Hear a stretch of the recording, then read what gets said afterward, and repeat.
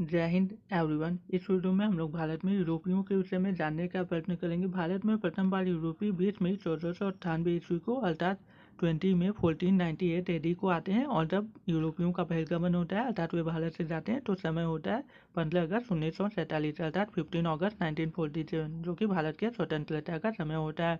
भारत आने वाला जो पहला यूरोपीय व्यक्ति होता है वह वास्को डी गामा होता है, जो कि एक पुर्तगाली खोजकर्ता नाविक व्यापारी होता है।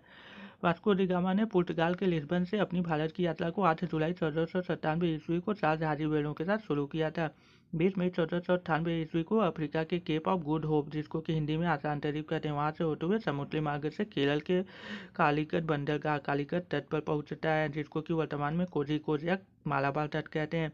कालीकट के शासक, जो कि हिंदू शासक होते हैं, राजा समुद्री, जिनका की उपाधि होता है जमोरिन, और ये वहाँ के शासकों का टाइटल होता था। उन्होंने पुर्तगाल के व्यापारियों का स्वागत किया, आवाभगत किया, क्योंकि सनातन संस्कृति हिंदू संस्कृति में अतिथि को मतलब ईश्वर के समान माना जाता है, इसलिए वहाँ के शासक ने इन पुर्तगाली व्यापारियों का आवाभगत अच्छी तरीके से किया।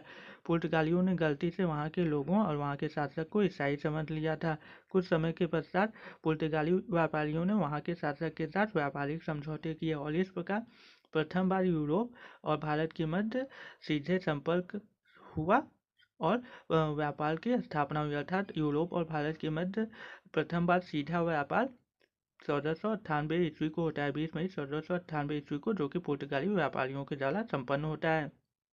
पहले यूरोप और भारत के मध्य जो व्यापार होता था वह भूमि के मार्ग से होता था, जिसपे कि अरबों का एकाधिकार था, जो भारतीय वस्तुओं को यूरोपियों को बहुत महंगे मतलब मूल्यों पर बेचते थे, जिससे कि यूरोपीय व्यापारियों को बहुत ही ज़्यादा घाटा होता था और भारतीय वस्तुओं की मांग यूरोपीय कुलीन वर्गों में, यूरोपीय बाजारों में, मार्केट्स में बहुत ज़्यादा बढ़ती जा रही थी, जिससे कि जो यूरोपीय खजाना था अर्थात वहाँ के जो सोने चांदी के भंडार थे उनका प्रवाह यूरोप से होते हुए एशिया की तरफ, एशिया महाद्वीप की तरफ होने लगा, जिससे कि वहाँ के व्यापारियों को काफ़ी नुकसान हो रहा था, वहाँ के शासकों को काफ़ी हानि हो रही थी। तो इसलिए उन्होंने वहाँ पर अपने जो नाविक थे उनको प्रोत्साहन किया, उनको मतलब पुरस्कार राशि मतलब प्रदान करने की योजना बनाई, जिससे कि लोग वहाँ से और भारत के बीच का एक सीधा संपर्क मार्ग ढूंढे, जिससे कि जो ये अरब बिचौलिए का काम करते थे, जो कि भारतीय वस्तुओं को बहुत महंगे पर बेचते थे, जिससे कि वहाँ के साम्राज्य को नुकसान होता था,